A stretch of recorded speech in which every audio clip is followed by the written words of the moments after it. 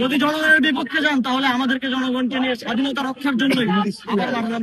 বাংলাদেশে 90-এও এই পরিস্থিতি হয়েছে, স্বৈরশাসনের বিরুদ্ধে লড়াই হয়েছে। গণরায়কে এক ধরনের গুলুণ্ঠিত করে এই সরকার সামনের দিকে এগিয়ে চলতে চাইছে, এর বিরুদ্ধে অবস্থান নিয়েছে।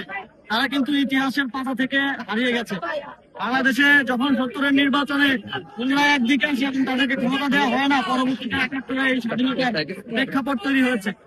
বাংলাদেশে 90-এও এই পরিস্থিতি হয়েছে, স্বৈরশাসনের বিরুদ্ধে লড়াই হয়েছে। 17 বছরের নিষ্পেষণের পর মানুষ যখন তাদের কথা বলতে পারছিল না, জনগণের রায়ের বিরুদ্ধে যখন বারবার সরকার গঠন করে ফ্যাসিবাদী শাসন কায়েম করা হয়েছে, তাদেরকে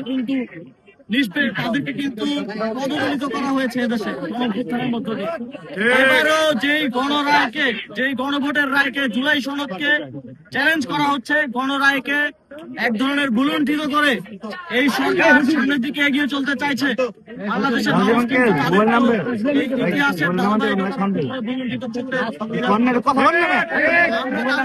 চাই যে অবশ্যই এত রক্তের মাধ্যমে যে সংস্কার এবং যে নতুন বাংলাদেশের সমস্যা পরিবাররা দেখেছে, দেখেছে সেটা এবং এই জনরায় বাস্তবায়ন না করলে বাংলাদেশের যে 70% জনগণ গণভোটে হ্যাঁ ভোটের পক্ষে ভোট দিয়েছে, তারা কিন্তু রাস্তায় নামতেও দ্বিতীয়বার ভাববে না।